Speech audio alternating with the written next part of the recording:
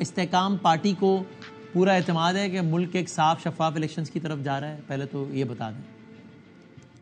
بسم اللہ الرحمن الرحیم. وسیم، سب سے پہلے تو آپ کا شکریہ. دیکھیں، بات یہ ہے کہ اس ملک کو اس غیر یقینی صورتحال سے، اس انتشار سے، افراتفری سے، تصادم اور ٹکراؤ کی سیاست سے نکالنے کا کوئی اور راستہ ہے تو وہ بتا دیں. ایک ہی کنجی ہے اس وقت اس پاکستان کو آگے لے کے چلنے کی، وہ آزادانہ، منصفانہ اور شفاف الیکشن ہے.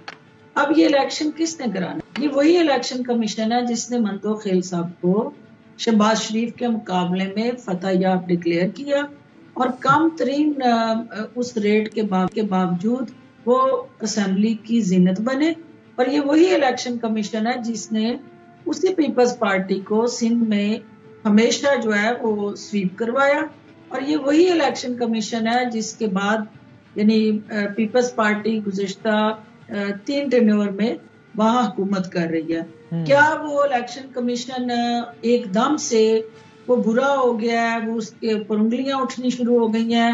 کیونکہ وہ الیکشن کمیشن جو ہے وہ رول آف لا کی بات کر رہا ہے اور اس الیکشن کمیشن کو ہم ایز اے انسٹیٹیوشن یقیناً کمی کوتاہی ہوگی، پرفیکشن نہیں ہے. ہمارے خدشات اور تحفظات ہوں گے کہ بھی جو اسٹیٹ آف آرٹ ایک انسٹیٹیوشن کو ایز اے ریگولیٹر کا کام کرنا چاہیے اس کی ابھی کیپیسٹی بلڈنگ نہیں ہے.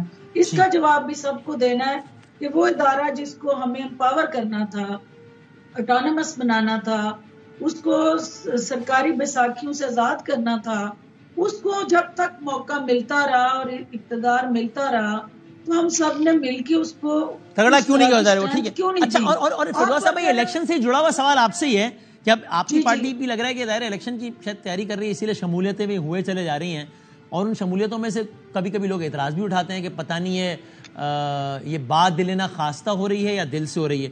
یہ جو سیکنڈ لاسٹ شمولیت ہوئی ہے بڑی، جو مجھے یاد پڑی، علی نواز اعوان صاحب کی، پھر آصف نقوی صاحب بھی آ گئے، تو یہ آپ کی ہوئی علی نواز اعوان صاحب سے ملاقات؟ چونکہ یعنی وہ لوگ سوال اٹھا رہے ہیں اس میں کہ بھئی یہ کن حالات میں ہوئی ہے ان کی شمولیت، تو آپ کی ان سے بات ہوئی؟ وہ کیا کہتے ہیں علی نواز اعوان صاحب؟ دیکھیں، پہلی بات تو یہ ہے کہ وہ میرا عزیز بھی ہے، سیالکوٹ سے ہے، صحیح، اور میرے حلقے سے بھی ہے، صحیح ہے، اور دے سیٹلڈ ان اسلام آباد. یہ ان کی اب 3rd جنریشن ہے جو وہاں پہ اس وقت رہائش پذیر ہے. جو نواز اعوان کے حوالے سے ایک پی ٹی آئی کی کمٹمنٹ تھی، تو پی ٹی آئی کے ساتھ ان کا ایک ساتھ تھا اسد عمر صاحب کے ذریعے جو ہے وہ اسمبلی کی زینت بنے تھے، کیونکہ وہ ان کے کوارڈینیٹر کے طور پہ کام کرتے رہے اسلام آباد میں. جب اسد عمر صاحب نے وہ بائے بائے کرتے ہوئے دامن جھاڑ کے پی ٹی آئی کے مینیفیسٹو اور ان کی جو کارکردگی تھی اس پہ سوالیہ نشان لگا کے چیئرمین پی ٹی آئی سے اپنی راہیں جدا کر لی، تو پھر نواز اعوان سے تو گلہ نہیں کرنا چاہیے نا، کیونکہ جس کو وہ فالو کر رہے تھے. بات ہوئی اپنے عزیز سے اور سیالکوٹ کے میں، تو آپ سے انہوں نے رابطہ کیا تھا؟ انہوں نے کس سے رابطہ کیا کہ میں پارٹی جوائن کرنا چاہتا ہوں؟ پھر وہ تصاویر میں مختلف اوقات میں ان سے ایک ہماری کنسلٹیشن ڈسکشن چل رہی تھی، اور ان کو یہ پتا تھا کہ الٹیمیٹلی یہ ہونا ہے، انہوں نے جوائن کرنی ہے، آئی پی پی بھی جوائن کرنی ہے اور پی ٹی آئی کو چھوڑنا بھی ہے. لیکن ان کے بھی کچھ کنسرن تھے، اور جو بندہ سیاست کرتا ہے، حلقے کی سیاست کرتا ہے، اس کو بہت ساری چیزوں کو دیکھنا ہوتا ہے. اور جو ان کے مجھے سمجھائیں، حلقے کی سیاست کرنے والا علی نواز اعوان مطلب کہ اگر وہ پی ٹی آئی سے بہت مایوس ہو بھی گیا تو وہ پیپلز پارٹی کیوں نہیں جوائن کرے گا؟ وہ نون لیگ کیوں نہیں جوائن کرے گا؟ ایک نئی پارٹی کو وہ کیوں جوائن کرے گا؟ نئی پارٹی میں تو زیادہ رسک ہے نا.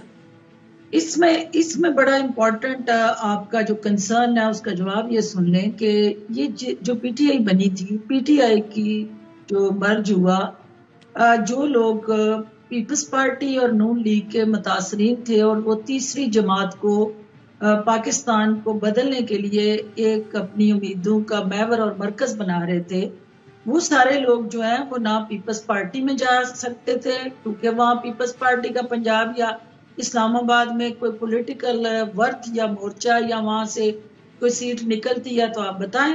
اور پھر وہ آئیڈیولوجیکل بھی ان کے گیپس ہیں. نون لیگ میں وہ اس لیے نہیں جائیں گے کہ دونوں جماعتوں سے ان کا کنسرن ہے کہ انہوں نے پاکستان کو اس نہج پہ پہنچایا. اب ان کے پاس کیا الٹرنیٹو ہے کہ وہ ان دونوں جماعتوں سے اپنے آپ کو ڈسوسیٹ کر کے پی ٹی آئی میں آئے.